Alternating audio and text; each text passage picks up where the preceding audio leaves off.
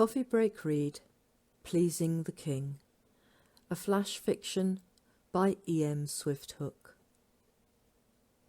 She let the slave girl brush out her hair so it lay like a shimmering black veil down her back, and blinked as the overstrong perfumed oils caught in her nostrils.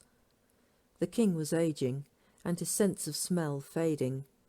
Alas, little else of his senses did so. She took the walk from her cloistered seraglio to his bedchamber with the same heavy sense of foreboding that she carried with her every night. She did not need the sly, pitying looks from the other women, each waiting her turn for the same honour, but as long as she lived, they were safe.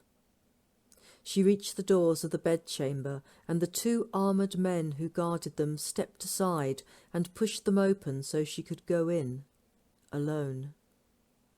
The sound of the huge doors as they closed behind her was soft compared to the thumping of her heart. She must please her lord and master. As always, she began with a dance. Her accompaniment, the tiny finger cymbals she wore. She moved her body in the swaying motions of the dance and wove her way to finish standing beside the canopied bed, its cloth of gold coverlet cast casually aside. By day, the king at least looked regal, clad in fine robes and with a jewelled crown lightly set on his greying hair. But naked, he looked simply ugly, and she shuddered at the thought of his hands touching her. He hated women as much as he desired them.